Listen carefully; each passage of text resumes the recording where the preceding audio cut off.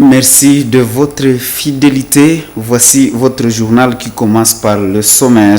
Durcissement du couvre-feu en ville de Butembo. Les habitants redoutent de cette stratégie pour extirper le taux de criminalité dans la ville, comme le pensent les autorités locales. D'après ces habitants, le couvre-feu a déjà été instauré plusieurs fois, mais n'a jamais produit des résultats escomptés. Toutefois, ils plaident pour la restauration de la paix pour vaquer librement à leurs occupations. Tout pour le sommaire. Shalom chez vous, le maire de Butembo, les commissaires supérieurs principal, Mon Abaï Kiteli Roger, appellent les habitants de la ville de Butembo au respect du couvre-feu de 21h à 5h. Cela fait suite à la recrudescence des cas de sécurité observés ces derniers jours dans la ville. Pendant ce temps, il invite la population à la collaboration avec les agents de l'ordre pour que la paix revienne. Nous vous proposons de le suivre dans ces propos recueillis par Nelly Mwangesiali et Luciana Moussibiro. Pour rappeler à l'intention de la population d'éviter de se promener au-delà de 21 heures. Pourquoi? Puisque, la mesure n'a pas encore été levée, et de deux, pour permettre aux services de travailler sans embâche. C'est pourquoi nous avons rappelé à cette population de pouvoir rester à la maison. Sauf pour les cas de médecins, ça on connaît. Les médecins par exemple, qui doivent aller prester la nuit. Malheureusement, il n'y a plus de sociétés d'aviation ici. Mais quand il y en avait, les pilotes aussi étaient concernés. Ils étaient exonérés. Aussi, excepté aussi les cas de force majeure. Par exemple, quelqu'un qui accompagne un malade à l'hôpital. Celui-là, on ne peut pas s'en prendre à lui. C'est pourquoi nous avons rappelé que les gens puissent rester chez eux à la maison après 21 heures. Puisque ça perturbe. Il y a pour la plupart des cas des criminels qui opèrent la nuit là. Et il faut qu'ils sachent que les services sont en pleine activité. Et en réaction, des habitants ne trouvent pas salutaire cette mesure. D'après eux, le couvre-feu a déjà été instauré plusieurs fois dans cette ville et n'a jamais produit de résultats favorables. Par contre, les habitants pensent que pendant ce couvre-feu, des gens pourraient être escroqués par des services de sécurité. Les habitants plaident pour la restauration de la paix pour vaquer librement à leurs occupations. C'est Evox Pop réalisé par Croyante Rihamba et Eugénie Moussibiro. Ce n'est pas une bonne idée parce que malheureusement certains patrouilleurs profitent des heures vespérales pour intimider la population.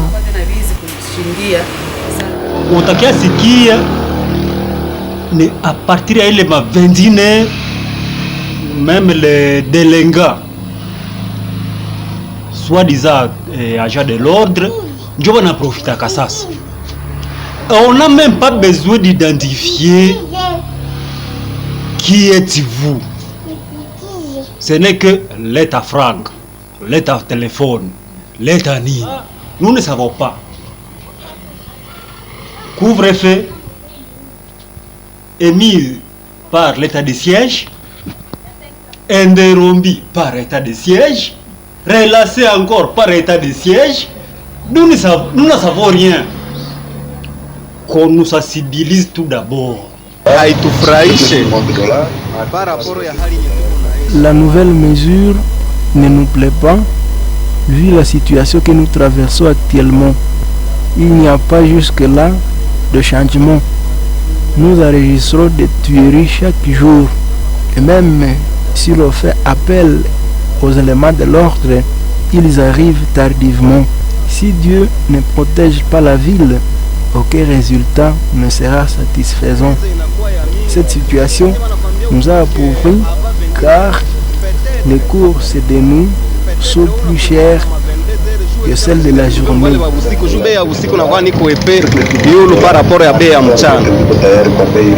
Inaweza kuwa ndio lakini maisha ilishaka kuwa ngumu. Mtu anapendaka afike kunyumba. Si c'est la sécurité de la ville, ce n'est pas grave. Notre souhait est d'arriver en temps à la maison. Toutefois, la vie caractérisée actuellement par la crise économique nous pousse à quitter nos boulots tardivement sans le vouloir. Wakati nakienea na uko nawaza utafika mbili. Comme journalistes, nous sommes aussi insécurisés. Comment nous sommes insécurisés? Moi, chaque mercredi, comme aujourd'hui, j'ai journal à 21h. Et déjà, la mesure dit, à partir de 21h, il ne faut plus circuler. C'est vrai, on peut exempter quelqu'un comme journaliste, mais la première tendance qu'on vous arrête, c'est d'abord vous agresser. Si tu as un téléphone, c'est le ravir. Si tu as de l'argent, c'est le ravir. Après, on peut te laisser partir après t'avoir dépouillé de tout. Le couvre-feu serait bon si on nous présentait exactement les résultats des précédents couvre-feu.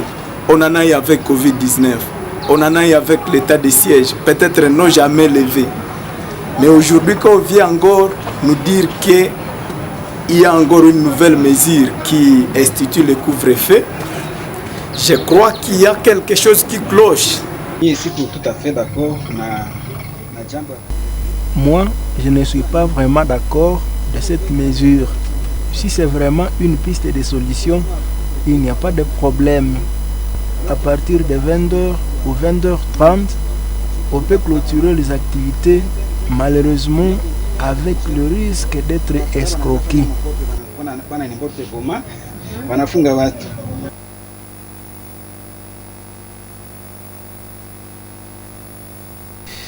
Dans un autre chapitre, la société civile de Bulengera remercie la population du quartier Kimbulu pour avoir accepté volontairement à dégager le cimetière de Nkesse, autrefois transformé en marché. John Kameta, président de cette structure citoyenne, exhorte les habitants de Sekwe à régler à l'amiable les questions des contrats contractés pour avoir de l'espace dans ces marchés déjà frappés d'interdiction par l'autorité communale. Il rassure que la société civile suit de près cette situation pour l'intérêt communautaire. Suivez John Kameta dans ses propos recueillis par Gérard Mouref. Ce marché qui était érigé à Sekwe ne respectait pas les normes législatives et les gens ont quand même compris d'une manière pacifique et même ont pris leurs étalages, les ont démolis. C'est vraiment un comportement responsable qui a même honoré les acteurs de la société civile. Nous encourageons ce genre d'agissement pour la population de la commune de Bulengera.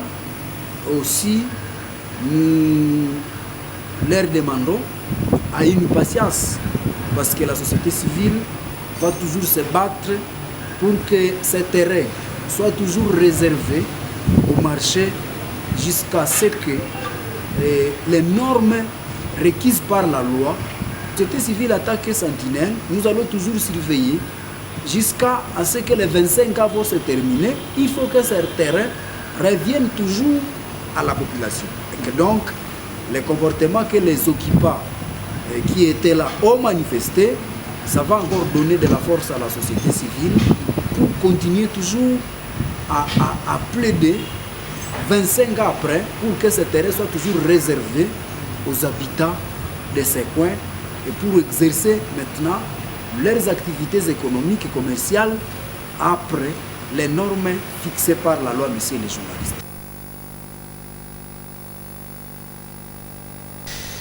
Et la coordination des élèves de la ville de Butembo alerte sur le trafic et la vente de drogue aux alentours des écoles.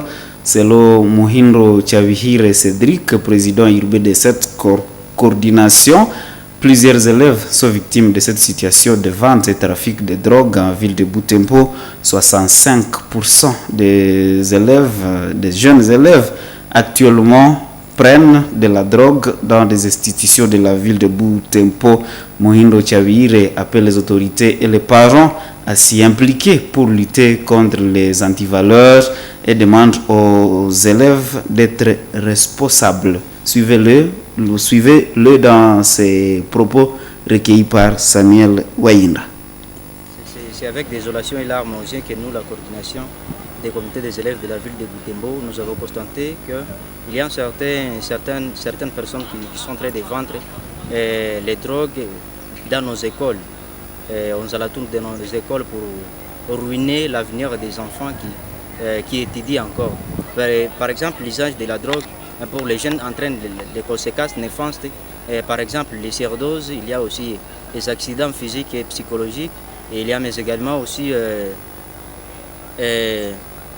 les rapports sexuels non contrôlés et volontaires. Alors, nous, comme la coordination des comités des élèves, nous lançons un message pour les parents afin que l'on puisse voir comment éduquer les enfants par-ci, par-là, et surtout les enfants de s'abstenir de certaines choses qu'ils ne maîtrisent pas, et ne mangez pas de n'importe quoi, de n'importe comment, et tout qu'au sort.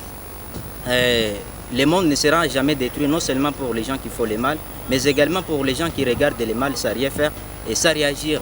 C'est pourquoi nous sommes en train d'alerter les autorités tant politico-administratives de la ville de Butembo, afin que l'on puisse voir comment écarter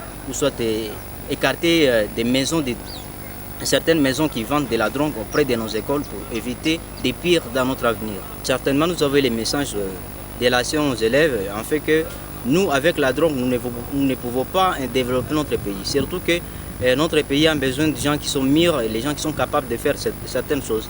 Eh bien, vous allez constater qu'avec l'usage de la drogue aujourd'hui, l'abus de la drogue, les jeunes ne savent pas comment réfléchir à un problème quelconque. Quant à nos enquêtes, nous avons constaté qu'il y a environ 65% des jeunes qui sont en train de prendre de la drogue dans nos écoles. Il y a aussi certaines personnes qui sont en train de forcer et les personnes qui ne prennent pas de la drogue au milieu scolaire. Bon, nous lançons un message pour les autorités scolaires afin que l'on puisse voir comment encadrer les élèves dans nos milieux scolaires, afin que l'on puisse lutter aussi contre les antivaleurs qui s'observent dans nos milieux scolaires. Et surtout que nous devons être, je disais tantôt que nous devons être les changements que nous voulons voir dans ce monde. Nous, avec les autorités scolaires, et se mettre d'accord et puis pour voir comment lutter contre cet antivaleur, ce sera une très bonne chose. Direction ville de Béni. Les déchets plastiques sont toujours encombrants et désastreux en ville de Béni, où les déchets servent d'emballage pour presque tous les produits. Ils constituent un vrai problème de développement et de gestion de l'environnement. Pour y remédier, un jeune étudiant de cette ville a trouvé utile de donner une valeur à ces déchets en initiant le projet Environnement Sain, spécialisé dans la fabrication de pavés écologiques à base de déchets plastiques. Reportage d'Elfé Mupanda depuis la ville de Béni. Des sacs usés, flacons et autres déchets plastiques sont recyclés chaque jour et stockés dans un même endroit. Alors que ces déchets sont de plus en plus visibles sur presque toutes les surfaces de la ville, Shukurani Makasi veut donner une autre valeur au plastique. Pour parvenir à ce fait, il ratisse la ville en fait de récupérer sa matière première pour la fabrication des pavés écologiques. Ces éléments récupérés passent par le feu. La transformation liquide permet de mélanger la matière obtenue au sable et à d'autres produits pour former une pâte homogène. Celle-ci, mise dans des moules différents, produit une diversité de pavés, explique Shukurani Makasi, l'initiateur du projet Environnement C. Maintenant, nous sommes en train de pétrir la pâte obtenue après avoir mis quoi différents déchets. Là, nous sommes en train de utiliser le liquide ici de ces différents déchets polis. Vous avez vu les flacons, les sacs, les sièges à plastique. Et voilà la pâte obtenue. Ces pavés sont plus résistants, imperméables, solides et moins coûteux que les pavés à base de ciment. Son usage permet une gestion prudente des ressources en eau souterraine en améliorant le sol et le climat. Il s'agit d'une solution au problème des pollutions de l'environnement par les déchets non biodégradables et met la population à l'abri des maladies causées par les plastiques. Vous avez vu comment nous sommes en train de produire ces pavés. Nous, il est question seulement de ramasser et trouver les moyens de transport pour fabriquer facilement. Et pour le posage, c'est facile de le faire. Ça ne va pas beaucoup de temps pour les poser. Toute la journée, nous serons ici. Nous sommes en train de résoudre tant soit peu les problèmes socio-économiques et environnementaux de la population de Bête. Dans chaque commune, si on trouvait une usine, ça va nous arranger. Il est nécessaire de souligner que presque tous les produits achetés sont emballés dans des sachets plastiques, lesquels sont jetés au quotidien dans la nature après usage. On le voit partout dans les villes, dans les rues et dans des caniveaux. Et les groupes armés locaux dont FRPI, Codeco, FPIC et MAPI, qui ont pris part dernièrement au dialogue intergroupe armé, ont remis officiellement ce mardi 6 juin 2023 leur protocole d'accord et fait de route au gouverneur militaire de la province de l'Ituri.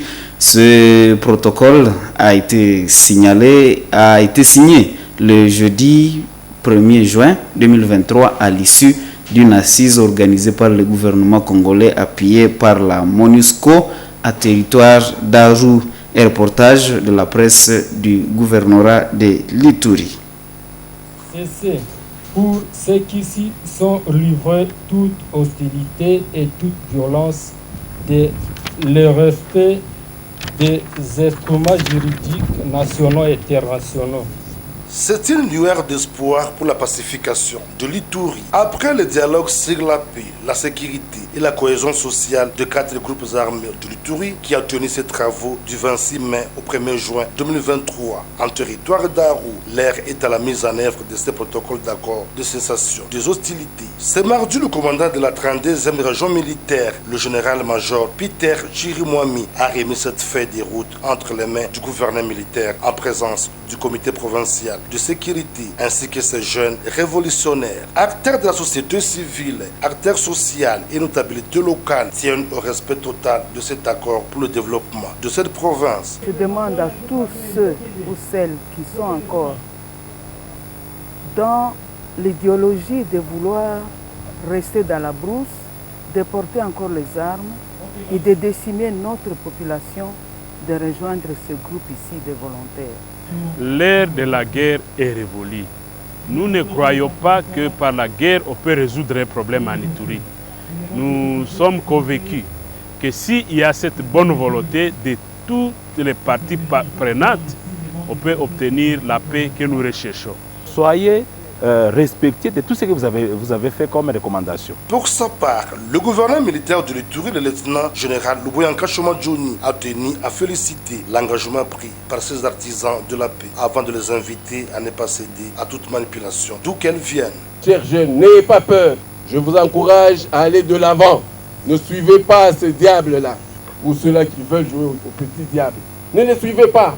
Arrêtons avec ces images des femmes violées, ces images des enfants tués, ces images des enfants décapités. Arrêtons avec ça. Au regard de plusieurs initiatives de paix mises en place par l'administration militaire depuis son avènement, la paix est permise dans cette partie du pays riche en potentialités, comme voulu par le chef de l'État, Félix Antoine Tshisekedi Tshilombo.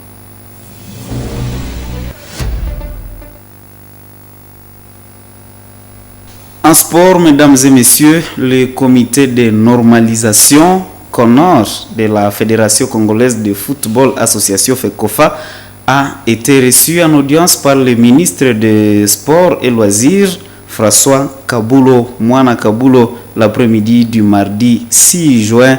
Les deux parties ont discuté de l'avenir du football congolais.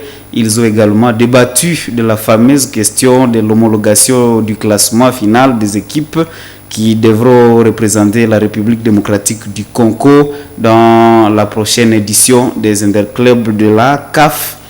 Sur cette dernière question, les CONOR a éclairé la lanterne du ministre des Sports ainsi que l'opinion publique.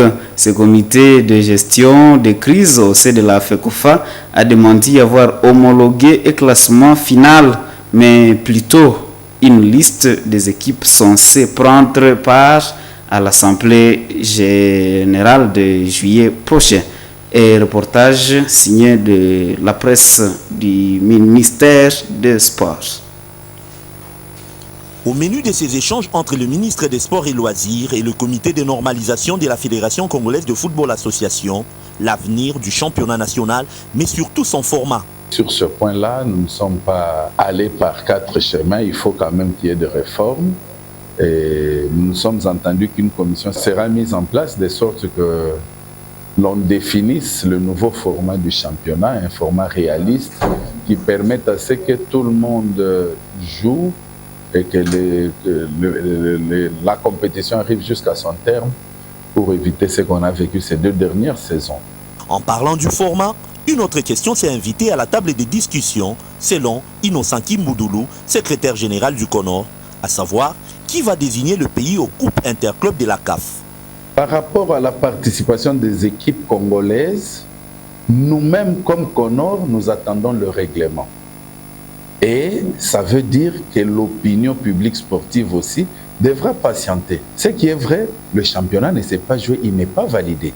Donc nous allons nous conformer au règlement des compétitions de la CAF pour désigner et ça sera fait en temps utile. Selon le patron de l'administration de l'organe fêtier du football en RDC, le classement rendu public le samedi dernier, sur base des performances des clubs sur les 4 dernières saisons, n'a rien à voir avec la liste des clubs devant jouer la Ligue des Champions et la Coupe de la Confédération. Le CONOR était étonné de l'apprendre, puisqu'elle n'a jamais décidé de la qualification d'un club ou de la non-qualification d'un autre club pour les compétitions interclubs d'Afrique.